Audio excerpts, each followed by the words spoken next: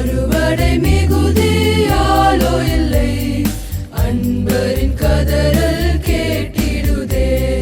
நானிலம் முழுவதும் நான் ஒரு கோடி நாசத்தின் வழியை நாடிடுதே. இயேசுவின் அன்பு என்னையும் நெருக்க எழும்பிடுவோம் நாம் வாலிபரே. பிரசங்கிக்கிறவன் இல்லாவிட்டால் எப்படி கேள்விப்படுவார்கள், அனுப்பப்படாவிட்டால் எப்படி பிரசங்கிப்பார்கள் என்று இந்த வசனம் தொடர்கிறது. அன்பானவர்களே, என்னுடைய பெயர் கே. ஸ்டீபன் ராஜாபதி என்பது. நான் திருவண்ணாமலை மாவட்டம் ஜவ்வாது மலை குண்டாலத்தூர் என்ற பணித்தளத்தில் நான் மிஷனரியாக ஊழியம் செய்து கொண்டு வருகிறேன். தற்பொழுது நான் இதே ஜவ்வாது மலையில் உள்ள வீரப்பனூர் என்ற கிராமத்தை சேர்ந்த ஒரு இந்து மலைவாழ் குடும்பத்தில் பிறந்து வளர்ந்தவன். என்னுடைய 18 வயதில் நான் ஜம்னாமருத்தூர் வனத்துறை மேல்நிலைப் பள்ளியில் +2 வரை நான் படித்துவிட்டு சிறு சிறு பாவங்களில் நான் ஈடுபட்டு கொண்டிருந்தேன். ஸ்மோக் பண்ணுவது, குடிப்பது என்று கூட அந்த வாலிப பிராயத்தில் ஒரு சில பாவங்கள் என்னிடத்தில் இருந்தது. அன்பானவர்களே, எனக்கு சுமார் 18 வயது இருக்கின்ற பொழுது லைட்டாக எனக்கு மேல் மூச்சு வர ஆரம்பித்தது. அப்போது என்னுடைய தகப்பனார் என்னை ஆம்பூரில் உள்ள ஒரு மருத்துவரிடம் என்னை அரசாங்க பேருந்தில் அழைத்து சென்றார். அப்படி அவர் அழைத்து செல்லுகின்ற பொழுது அந்த மேல் மூச்சு எனக்கு ரொம்ப அதிகமாக வர ஆரம்பிச்சிடுது அந்த பஸ்ஸில். அப்போது நான் என்னுடைய உயிருக்கு பயந்து, ஆண்டவரே இயேசு சுவாமி, நீங்கள் உண்மையான கடவுளாக இருந்தால் எனக்கு என்னுடைய உயிர் வேணும், என்னுடைய உயிரை நீங்கள் காப்பாற்றினா உங்களை என்னுடைய கடவுளாக நான் ஏற்றுக்கிறேன் அப்படின்னு அந்த அரசாங்க பேருந்தில் கண்ணை மூடி ஒரு நிமிடம் நான் அவர்கிட்ட ஒரு விண்ணப்பம் வச்சேன். அதுதான் என்னுடைய முதல் ஜபம் அப்படின்னு கூட நீங்கள் எடுத்துக்கலாம். எனக்கு அன்பானவர்களே, அந்த சூழ்நிலையில் நான் கண்ணை மூடின உடனே என்னுடைய உச்சம் தலையிலிருந்து என்னுடைய உள்ளங்கால் வரை ஒரு அனல், ஒரு வெப்பம் என்னை நிரப்பினதை என்னால் உணர முடிந்தது. அப்படி நிரப்பின உடனே அந்த மேல் மூச்சு எனக்கு அப்படியே நார்மல் ஆகிடுச்சிங்க. அதுக்கப்புறம் ஆம்பூருக்கு ஹாஸ்பிட்டலுக்கு போனோம். டாக்டர் என்னை பார்த்தாரு, ஒரு இன்ஜெக்ஷன் போட்டார், 2-3 மாத்திரை கொடுத்தாரு. மறுபடியும் என்னுடைய சொந்த ஊருக்கு நான் திரும்பி எங்கள் அப்பாவை வீட்டில் நான் விட்டுட்டு எங்கள் வீரப்பனூர் இருக்கிற NMS ஆலயத்திற்கு சென்று, அப்பொழுது அங்கே மிஷனரியாக இருந்த MP ஆண்ட்ரஸ் என்பவரிடம், ஐயா நான் இயேசு கிறிஸ்துவை ஏற்றுக்கொள்கிறேன், எனக்கு ஒரு பைபிள் கொடுங்க அப்படின்னு நான் அவர்கிட்ட கேட்டேன். அவர் ஒரு புதிய ஏற்பாடு பைபிள் எனக்கு கொடுத்தார். இப்படியாக ஆரம்பத்தில் என்னுடைய சரீரத்தில் இயேசு கிறிஸ்து எனக்கு செய்த அதிசயம் மூலமாக, என்னுடைய உயிரை காப்பாற்றின மூலமாக அவரை என்னுடைய சொந்த தெய்வமாக நான் அறிந்து கொண்டேன்.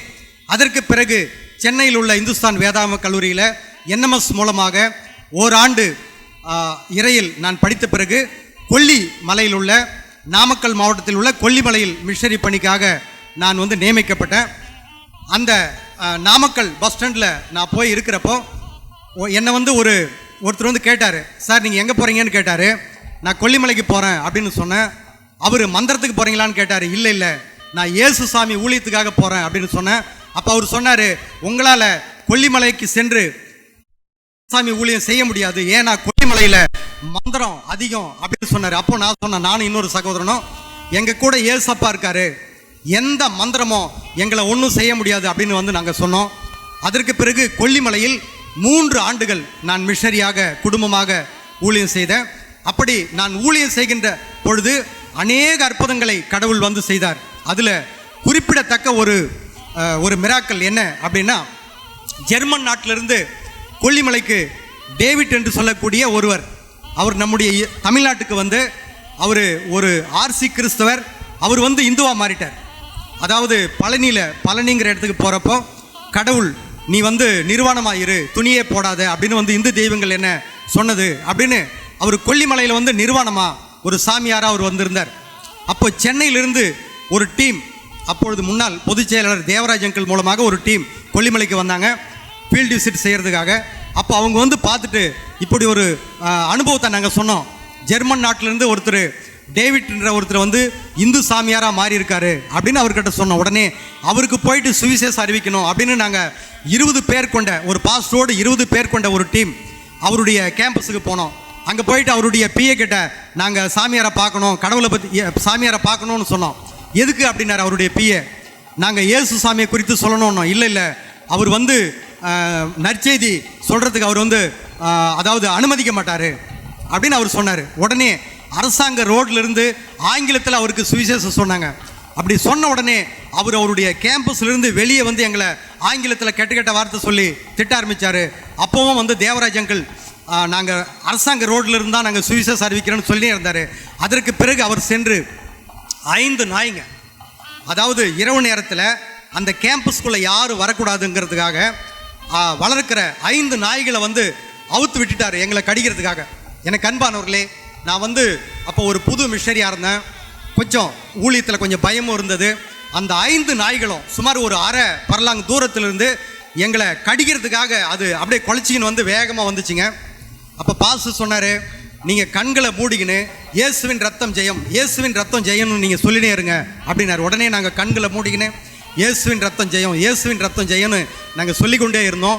அப்போ அந்த நாய்ங்க எங்களை வந்து கடிக்கவில்லை. நாங்கள் கண்ணை திறந்து பார்த்தா அந்த 5 நாய்களும் எங்களை 20 பேரையும் வந்து அது வாழ ஆட்டிக்கின்னு அது எங்களை கொஞ்சம் ஆரம்பித்தது. எனக்கு அன்பானவர்களே, தானியேல் சிங்கத்தின் கெபியில் போட்ட பொழுது கர்த்தர் தம் தூதனை அனுப்பி எப்படி அந்த சிங்கத்தின் வாயை கட்டினாரோ அதே போல எங்களை வந்து கடிக்கிறதுக்காக ஏவி விட்ட அந்த நாய்கள் வந்து எங்களை கொஞ்சம் ஆரம்பித்து எங்கள் மீது அன்பு செலுத்தது. இப்படியாக அந்த கொல்லிமலை பகுதியில் முதலாவது இயேசு கிறிஸ்து ஜீவனுள்ள உயிருள்ள நம்மோடு கூட இருக்கிற கடவுள் என்று என்னுடைய ஊழிய அனுபவத்தில் நான் வந்து அறிந்து கொண்டேன். அதற்கு பிறகு 3 ஆண்டுகள் கொல்லிமலை ஊழியத்தை முடிந்து திருப்பத்தூருக்கு அருகாமையில் உள்ள கம்புகுடி மலை என்று சொல்லக்கூடிய மலைப்பகுதியில் ஒரு 2 ஆண்டுகள் மிஷனரி பணி நான் செய்யும்படியாக கடவுள் எனக்கு உதவி செய்தார். அப்பொழுது என்னுடைய மனைவிக்கு வந்து பிரெயின் டியூமர், என்னுடைய பிள்ளைகள் 2 பிள்ளைகளுக்கும் மஞ்சள் காமாலை, எனக்கு வந்து வயிற்றில் அல்சர், இப்படி நாங்கள் 4 பேரும் சரீர ரீதியாக பாதிக்கப்பட்டோம். எனக்கு அன்பானவர்களே, அப்பொழுது நான் ஒரு நாள் காலையில் எழுந்து அழுதுவிட்டு என்னுடைய மனைவி கிட்ட சொன்னேன், நமக்கு இந்த ஊழியம் வந்து வேணாம், நம்முடைய சொந்த ஊருக்கு வந்து போயிடலாம், அங்கே போயிட்டு நம்ம விசுவாசியாக இருக்கலாம் அப்படின்னு என் மனைவி கிட்ட சொன்னேன்.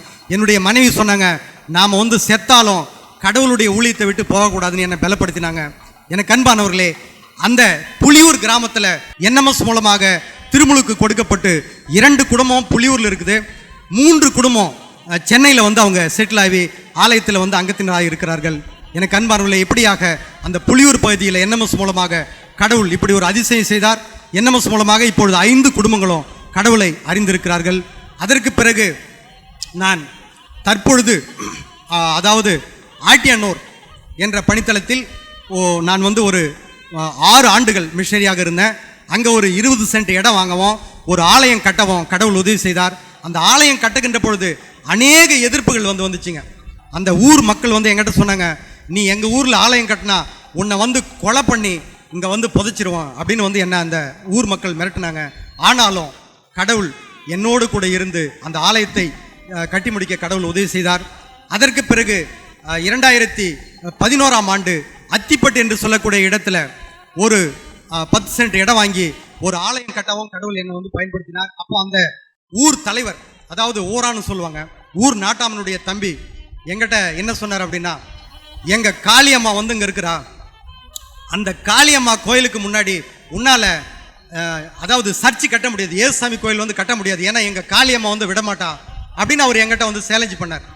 அதே போல் அந்த ஆலயம் கட்ட நாங்கள் தொடங்கினா போதும், உடனே ஏதாவது ஒரு தடை வந்து அந்த ஆலயம் வந்து ஏறக்குறைய ஓராண்டு அப்படியே தடைப்பட்டுன்னு இருந்துச்சு. அதை வந்து அந்த சர்ச்சு கட்டுறதுக்கு பாடியிலேருந்து ஒரு இன்ஜினியர் வந்து அதை அளந்தார். அப்படி அளந்த உடனே அவர் சென்னையில் ஆக்சிடென்ட் ஆகி அவருடைய கை எலும்பு வந்து முறிந்து விட்டது. இப்படி பல தடைகள் அந்த ஆலயம் கட்டுவதற்கு இருந்தது. ஒரு நாள் நான் ஜெபித்து விட்டு நான் வந்து தூங்கி இருந்தேன். அப்படி தூங்கி இருக்கிறப்போ கனவு மூலமாக கடவுள் என்னோடு பேசினார்.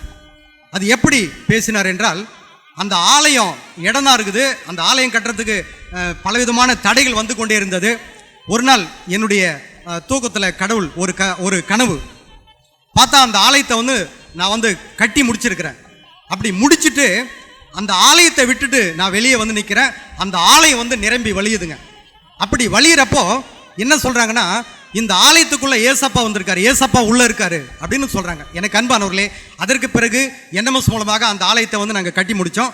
கட்டி முடித்து நான் அங்கே ஊழியம் செய்து கொண்டிருந்தப்போ அந்த ஆலயத்தை வந்து நான் வந்து பூட்டிட்டு பக்கத்தில் அந்த கிராமத்தில் ஒரு கூரை வீடு இருக்கும். அந்த கூரை வீடு வந்து மண் குடிசை வீடுங்க. அந்த வீட்டில் நாங்கள் தங்கின்னு இருந்தோம். தங்கின்னு இருக்கிறப்போ அந்த ஆலயத்துக்கு முன்னாடி இபி ஆஃபீஸ் இருக்குதுங்க. அந்த இபி ஆஃபீஸில் கருப்புசாமி என்று சொல்லக்கூடிய ஒரு சகோதரன், அவருடைய மனைவி வந்து கிறிஸ்டின்.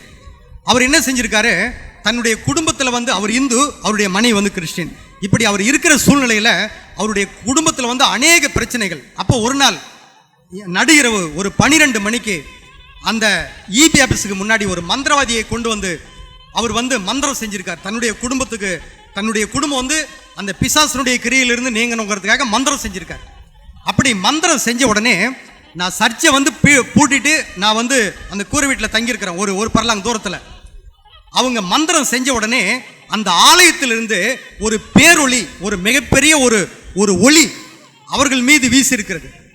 யாரோ டார்ச், அதாவது வந்து ஒரு 1000 வாட்ஸ் லைட் போட்டால் எவ்வளோ ஒரு ஒளி இருக்குமோ அது போல் அந்த ஆலயத்திலேருந்து ஒரு ஒளி வந்து வெளியே வீசி இருக்குது.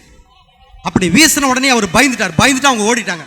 அன்னைக்கு காலையில் எங்கிட்ட வந்து அவர் எங்கிட்ட கேட்டார், சார் சர்ச்சில் வந்து யார் தங்கி நின்றாங்க அப்படின்னு கேட்டார். இல்லைப்பா, சர்ச்சு வந்து நைட்டில் பூட்டிட்டு நான் இங்கே தான் இருக்கிறேன், யாரும் தங்கலான இல்லை, உள்ளேருந்து ஒரு ஒளி வந்ததுன்னார். எனக்கு அன்பானவர்களே, நான் கண்ட அந்த தரிசனத்தின் மூலமாக ஏசப்பா எப்படி அந்த ஆலயத்துக்குள்ளே வந்தாரோ அதே போல் கடவுளுடைய மகிமை அந்த ஆலயத்திலிருந்து வெளியே வந்த உடனே அந்த கருப்புசாமி என்று சொல்லக்கூடிய அந்த இந்து, அவருக்கு சொந்த ஊர் வந்து மதுரை, அவர் மறுநாள் வந்து ஐயா நான் வந்து இயேசு கிறிஸ்துவை என்னுடைய கடவுளாக ஏற்றுக்கொள்கிறேன் என்று அவர் என்எம்எஸ் மூலமாக ஞானஸ்தானம் பெற்று தற்பொழுது ஜம்னாமருத்தூர் சிஎஸ்ஐ ஆலயத்தில் அவர் வந்து மெம்பராக இருக்கிறார். அதற்கு பிறகு தற்பொழுது குண்டாலத்தூர் என்று சொல்லக்கூடிய பணித்தளத்தில் நான் மிஷனரியாக 3 ஆண்டுகள் நான் ஊழியம் செய்து வருகிறேன். இந்த 3 ஆண்டுகளில் கடவுள் அநேக அதிசயங்களை செய்திருக்கிறார். குழந்தை பாக்கியம் இல்லாத சத்யா என்று சொல்லக்கூடிய ஒரு பெண்ணுக்கு குழந்தை பாக்கியம் அவர் கொடுத்திருக்கிறார். கடந்த 2023ஆம் ஆண்டு 7 பேருக்கு திருப்பத்தூர் சீக்கிய ஆசிரமத்தில் திருமுழுக்கு கொடுக்க கடவுள் என்னை பயன்படுத்தினார். 7 பேர் திருமுழுக்கு வந்து பெற்றாங்க. தற்பொழுது பிப்ரவரி மாதம் ஒரு மிகப்பெரிய ஒரு அதிசயம் என்னுடைய குண்டாலத்தூர் ஊழியத்திலே நடைபெற்றிருக்கிறது. குண்டாலத்தூரில் சகுந்தலா என்று சொல்லக்கூடிய ஒரு 35 வயது மதிக்கத்தக்க ஒரு சகோதரி இருக்கிறார். அவருடைய கணவன் வந்து ஒரு பூசாரி. அவர் என்ன செய்வார் அப்படின்னா, ஒரு 3 மாதத்துக்கு அல்லது ஒரு 6 மாதத்துக்கு ஒரு முறை ஆலயத்துக்கு வருவார். அவருடைய குடும்பத்தில் அவருக்கு ஏதாவது ஒரு மிகப்பெரிய பிரச்சனை வந்தால் அவர் சர்ச்சுக்கு வருவாங்க. அந்த சகோதரி வந்து சர்ச்சுக்கு வருவாங்க, வந்து ஜெபம் செய்து விட்டு அவங்க திரும்பி போவாங்க. கடந்த பிப்ரவரி மாதம் அவங்க வந்து நிலத்துக்கு வந்து போகிறப்போ இருட்டில் அவர்களை வந்து ஒரு பாம்பு வந்து கடிச்சிருக்குது. அப்படி கடித்த உடனே மறுபடியும் வீட்டுக்கு திரும்பி வந்து பார்த்துருக்காங்க. அவருடைய காலில் வந்து 2 பல் பட்டிருக்குது. உடனே அது பாம்புன்னு சொல்லிட்டு அவங்க கன்ஃபார்ம் செய்து அதுக்கு வந்து ஏதோ மூலிகை மருந்து சாப்பிட்ருக்காங்க, ஏதோ செஞ்சுருக்காங்க. ஆனால் அந்த 12 மணி இரவுக்கு அந்த விஷம் அவங்க தலை வரைக்கும் ஏறி அவர்களால் அந்த வலி கடுப்பு தாங்க முடியாமல், எனக்கு அன்பானவர்களே, அவங்க ஒரு 12:30 மணிக்கு என்எம்எஸ் ஆலயத்துக்கு முன்னாடி வந்து அவங்க யாருக்கும் தெரியாமல் ரகசியமாக ஒரு முழங்கால் படியிட்டு, ஏசாண்டவரே நீங்கள் வந்து உண்மையான கடவுள்னு எனக்கு தெரியும், எனக்கு வந்து வலி தாங்க முடியவில்லை, நீங்கள் தயவு செஞ்சு என்னுடைய விஷத்தை வந்து நீங்கள் நீக்குங்க அப்படின்னு அவங்க கடவுள்கிட்ட கேட்டிருக்காங்க முழு இருதயத்தோடு. எனக்கு அன்பானவர்களே, அவங்க ஜெபம் செய்துவிட்டு எழுந்த உடனே கடவுள் அந்த சகோதரியோட பேசியிருக்கார். மகளே நீ உன் வீட்டுக்கு போகாத, அங்கேயே நில் அப்படின்னு கடவுள் அந்த சகோதரிகிட்ட பேசியிருக்காரு. அவங்க அப்படி நின்ன உடனே அவங்க வாயிலிருந்து இந்த கொட்டாயி வரும். நம்ம வந்து டயர்டாக இருந்தால் நமக்கு கொட்டாயி வர மாதிரி ஒரு 22 தடவை அந்த சர்ச்சுக்கு முன்னாடி, சிலுவைக்கு முன்னாடி அவங்களுக்கு அந்த கெட்டாவி வந்திருக்குது. அந்த கெட்டாவி வந்த உடனே அந்த விஷத்தை தேவன் அப்படியே இறக்கி விட்டார்.